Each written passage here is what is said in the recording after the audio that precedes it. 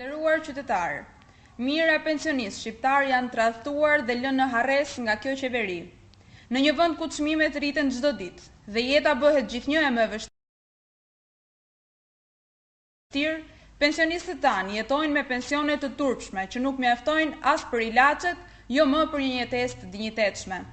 Prej vitesh dëgjojmë premtime boshe për rritje të ndjeshme pensionesh, por ajo që marrin të moshuarit tanë është vetëm varfëri, përçmim dhe mungesë vëmendjeje.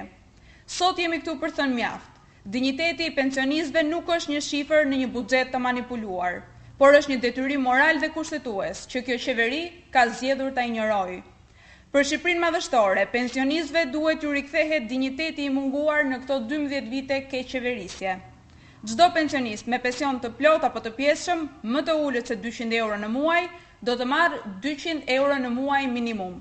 Do të rriten pensionet me 20%. Çdo pensionist do të pajiset me kartën e konsumatorit, me cilën do të përfitojë kthimin e TVSH që paguan për blerjet e ushqimeve bazë, energjisë elektrike, ujit dhe ilaçeve, duke përfituar rreth 450 euro në vit. Për personat me aftësi të kufizuar që kanë nevojë, do të paguhet kujdestari dhe sigurimet e tij, si dhe do të garantohen nga shteti të gjitha mjetet sanitare dhe ndihmëse që u nevojiten. Çmimi i energjisë elektrike do të ulet në 7 lekë kilowat-orë. Do të falen të gjitha gjobat për energjinë elektrike dhe ujin e pijshëm për pensionistët. Vetëm në këtë mënyrë, gjyqëtarët do të mund të marrin frymëlirisht. Prandaj, më 11 maj votojmë numër 1, koalicionin Partia Demokratike, Aleanca për Shqipërinë Madhështore. Votojmë Ilir Metaj. Faleminderit.